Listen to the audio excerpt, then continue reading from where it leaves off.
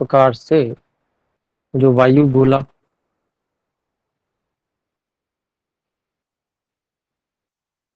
जो वायु गोला उदर में होता है, उसमें वात वातज गुल्म, ये क्या, पित्तज गुल्म और कफज गुल्म के अलग अलग क्या क्या लक्षण है, उनके विषय में भी हमने बात की। तो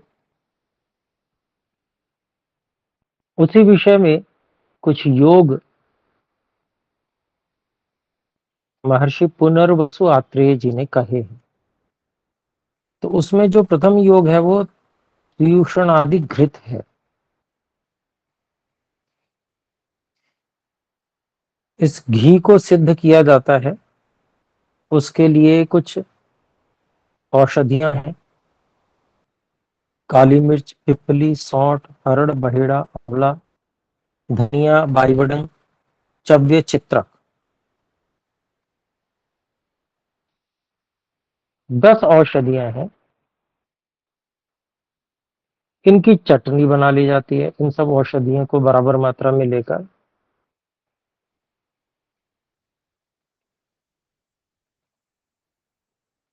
और तेल में दूध लिया जाता है। नहीं, तेल नहीं, क्षमा करें, घृत है यहाँ।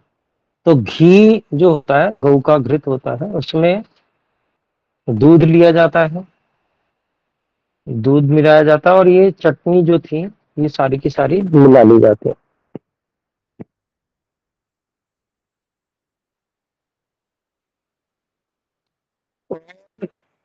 और उसको गर्म किया जाता है। गर्म होते होते जो दूध है वो जलने से पहले बहुत गाढ़ा बन जाता है जब, तो वो औषधियों और घृत औषधियों और दुग्ध से वो घृत सिद्ध हो जाता है। जो घृत, सिद्ध घृत है, उसके आधे तोले की मात्रा जो है वो उसका पान कराया जाता है, घृत का। तो इससे जो है गुल्म नष्ट होता है। ऐसे ही एक दूसरी प्रकार से सिद्ध करने के लिए उसको भी नाम त्रियुषणादि घृत ही दिया गया है। तो पहले वाला त्रियुषणादि घृत प्रथम, और ये त्रियुषणादि घृत द्वितीय। तो इसमें पंचमूल का क्वाथ काढ़ा लिया जाता है, और जो चटनियां पहले ली थी वो भी ले ली जाती हैं। सबको मिलाकर, और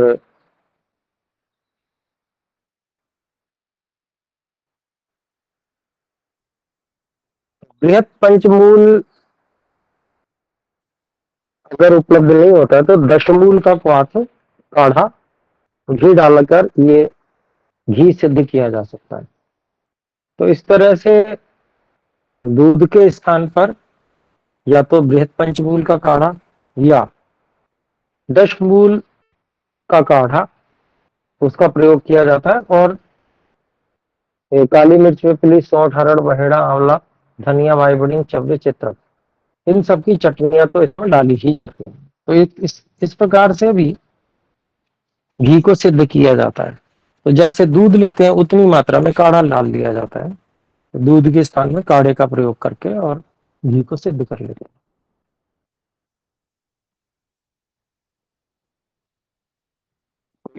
आधे पानी की मात्रा जो है वह मिलाई जाती है, जो ऐसे गुल कर देती है।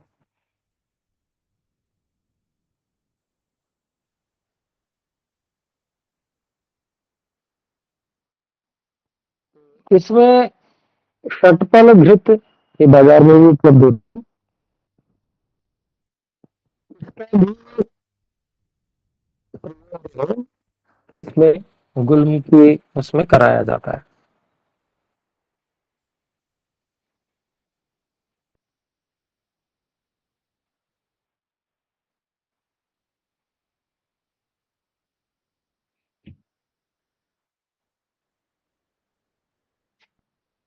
इससे विशेष जो षटपल घृत को और विशेष सिद्ध करने की बात और है कि अनार के रस से या दही के रस से भी सिद्ध किया जाता है इसको।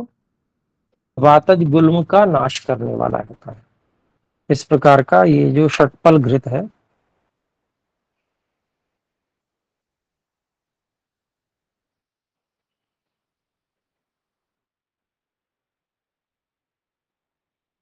फिर और जो इसमें योग पाए गए हैं, इसमें हिंगू सौवर्चलाद्यम घृतम, हिंगू सौवर्चलादि घृत।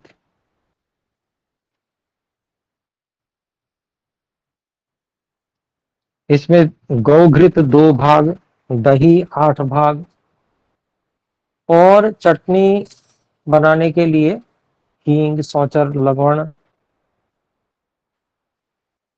जीरा, बिड लवण, अनारदाना, अजवाइन, पुष्कर मूल, काली मिर्च, पिपली, सौंठ, धनिया, वेतस, यवक्षार, चित्रक, कचूर, शटी भी कहते हैं, वचा, अजमूद, अजगंधा जिसे कहते हैं, छोटी इलायची,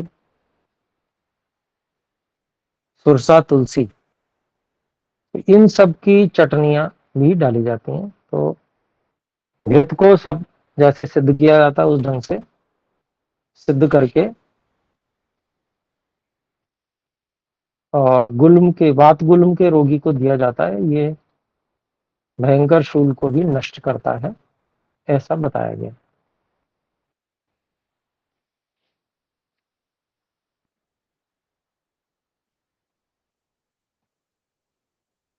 तो पूर्व काल में जो है, जैसे अलग अलग स्थानों पे अलग अलग औषधियां प्रचुर मात्रा में मिलती थी। हिमालय से उत्पन्न जो औषधियां होती हैं वो सर्वश्रेष्ठ मानी जाती हैं।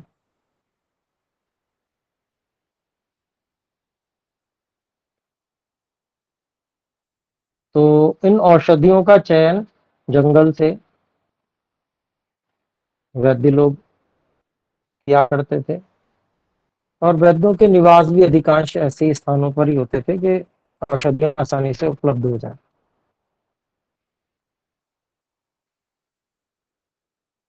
एक और योग बताया है महर्षि पुनर्वसु आत्रेय जी ने। ये योग है हवुषाद्य घृत। इसमें प्रस्थ 2 भाग जो है गौ का घृत है, और मातुलुंग जो नींबू होता है विशेष, इसी के बराबर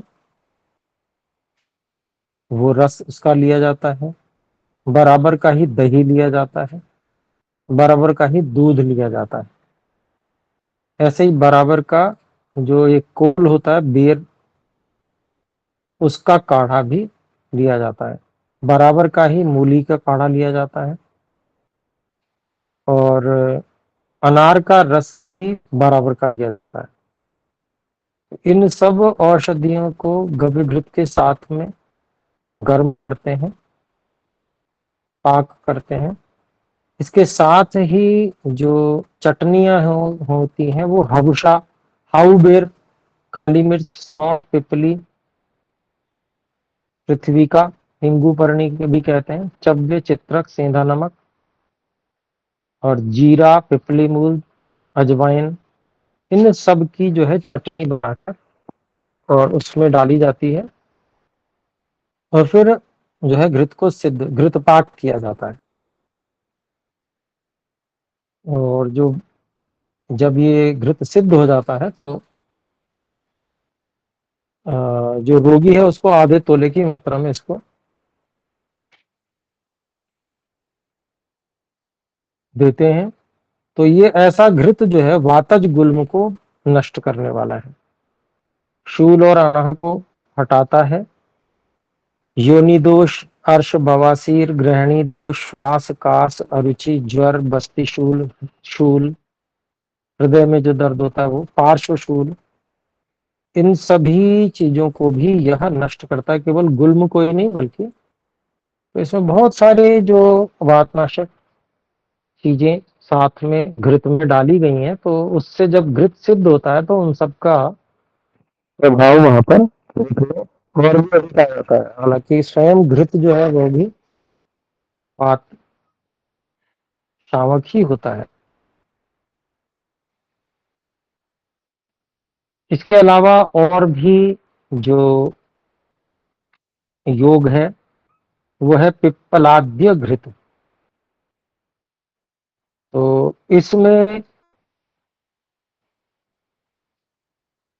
जितना गौ का घृत लेते हैं उससे 4 गुना गौ का दूध लिया जाता है। फिर इसमें चटनियां डाली जाती हैं, जैसे पिपली की, अनारदाना, धनिया, सौंठ, इन सब की चटनियां लेकर और फिर इसको यथाविधि सिद्ध करते हैं घृत को। और जो इस प्रकार से सिद्ध किया हुआ घृत है वो वातज गुल्म को शांत कर देता है, योनिशूल, शिरहशूल, अर्श, विषम ज्वर, इनको भी हटाने वाला होता है।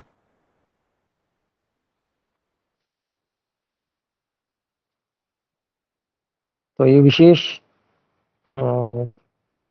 घृत और भी ये बताया गया है, योग है इससे सिद्ध करके।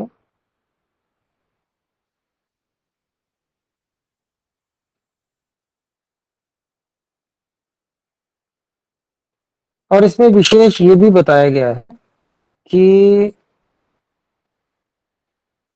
जो घृतों के साधन के लिए, मतलब घृतों को सिद्ध करने के लिए जो औषधियां बताई गई हैं, ये नींबू चटनियां, तो ये जितनी भी औषधियां हैं इनका चूर्ण के रूप में भी प्रयोग कराया जा सकता है, इनकी बत्ती बनाकर भी लगाई जाती है, काढ़ा भी पिलाया जाता है। तो ये कई तरह से उपयोग किया जा सकता है। घृत तो दिया ही है कि भाई सिर्फ घृत है वो तो सर्वश्रेष्ठ है, परंतु किसी कारण से यदि उपलब्ध नहीं है घृत तो उन औषधियों का इस रूप में भी प्रयोग कर सकते हैं। ऐसा महर्षि पुनर्वसु आत्रेय जी बता रहे हैं।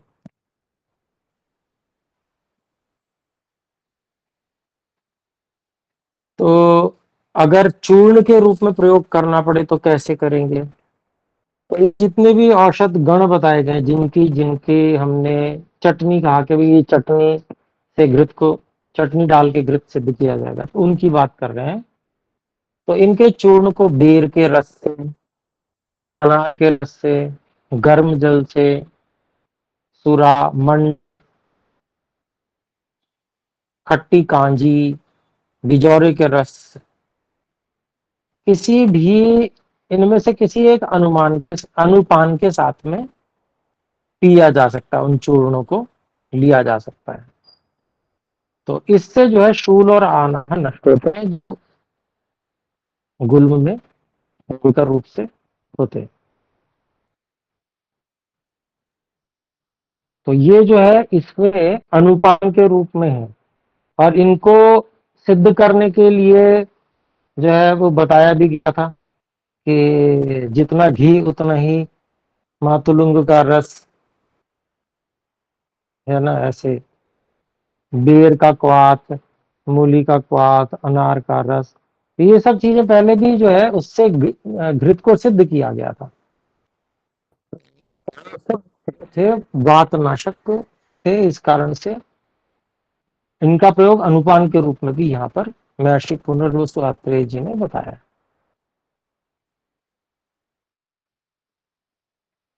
फिर और भी बताते हैं ऋषि पुनर्वसु आत्रेय जी कि मातुलुंग के रस से इन सभी जो जिन जो औषधियां बताई गई थी उनके चूर्णों को भावना देकर जितने भी चूर्ण है उनको मातुलुंग के रस यानी कि बिजोरा जो नींबू होता है उसके रस से भावनाएं दी जाती हैं और वो भावना देकर अनाहत का जो की व्यथा होती है उसको शांत करने के लिए गुल्म में जो बत्तियां बनाई जाती हैं, बत्ती बनाई जाती है, तो बुधा के माध्यम से वो बत्तियां वगैरह भी दी, बत्तियां गुटिकाएं ऐसे ऐसी काढ़ा बनाने के लिए काढ़ा तो है सामान्य विधि जो बताई ही है, एक 16 गुना पानी और 4 मतलब चौथाई बच जाए इतना लिया जाता है, मतलब जितनी औषध उससे 16 गुना पानी लिया जाता है और चौथाई भाग शेष रहने पर वो काढ़ा बन जाता है, ऐसा विधि है।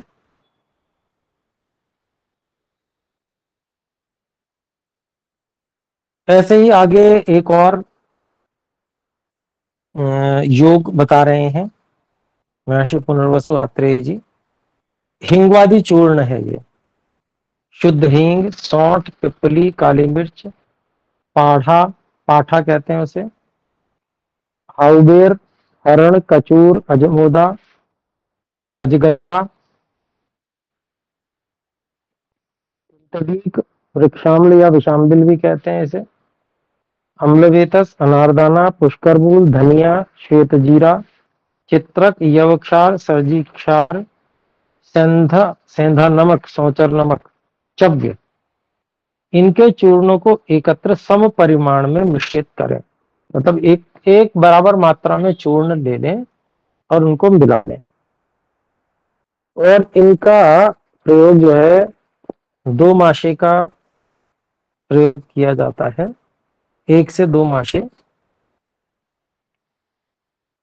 इस चूर्ण को भोजन के तत्काल पश्चात गर्म पानी या तक्र, छाछ, इस अनुपान से सेवन कराया जाता है या भोजन से पहले गर्म जल से इस चूर्ण को पीने की सलाह दी जाती है। और ये चूर्ण जो है वो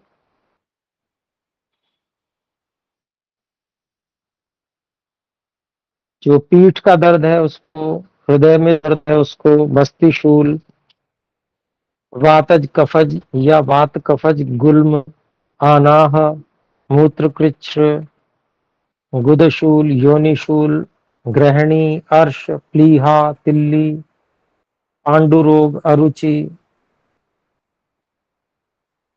विबंध अर्थात जैसे छाती रुकी हुई है, खांसी, हिचकी, श्वास, गलग्रह, इन सब रोगों में ये चूर्ण प्रयोग कराया जाता है, इसका सुझाव दिया जाता है।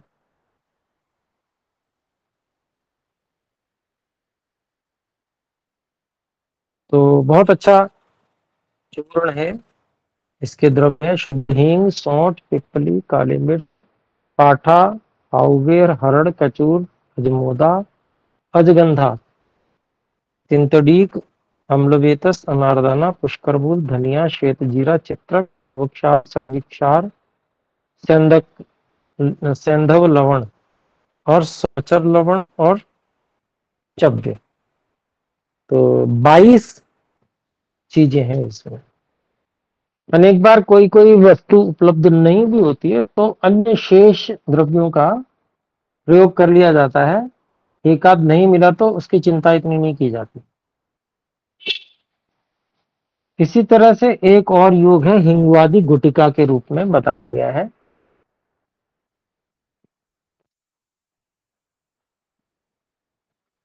तो इसमें यही सारे द्रव्य जो 22 द्रव्य जो हिंगवादी चूर्ण में बताए गए हैं इन सभी द्रव्यों को बराबर मात्रा इनकी रहती है, उनको लेकर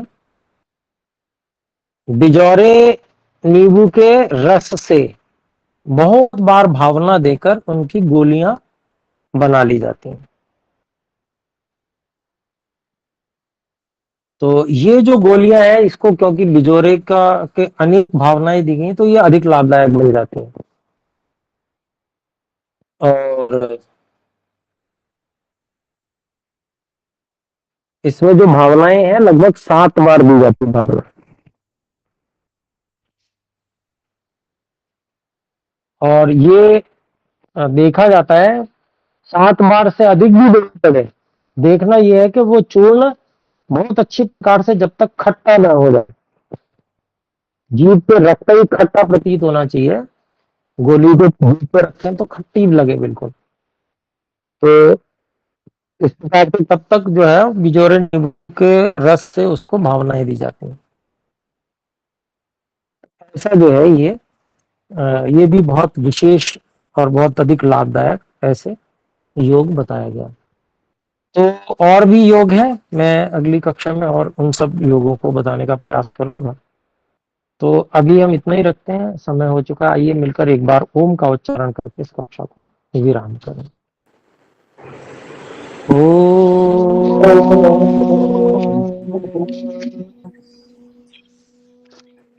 सभी को सादर नमस्ते जी। नमस्ते गुरुजी। नमस्ते गुरु जी। दादा नमस्ते आचार्य जी। नमस्ते आचार्य जी। नमस्ते आचार्य जी।